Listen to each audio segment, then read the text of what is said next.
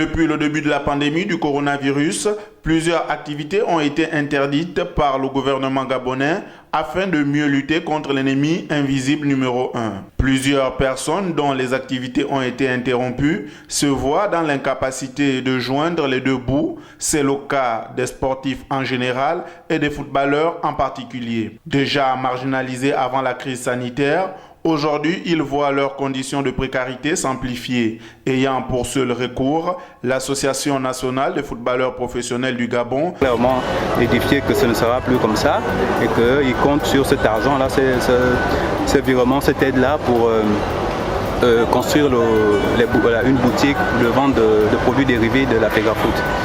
Ce que nous on n'approuve pas parce qu'il y a des engagements qui ont été pris et c'est dans ces engagements-là il était question que la FEGAFOOT reverse sa quote-part en deux tranches. Premier versement, deuxième versement. Sauf que le deuxième versement, on ne voit pas clair. C'est vous qui avez fermé ici.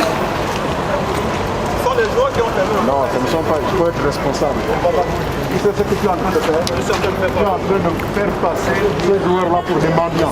Ils sont des mendiants parce que vous ne leur donnez pas leur argent. Faites vos virements aux joueurs et on part. La toute dernière fois. Montre-moi où il y a les footballeurs. Non. Tu as parlé du communiqué. Il n'y a pas la dernière fois. Montre-moi où il y a les footballeurs, c'est tout.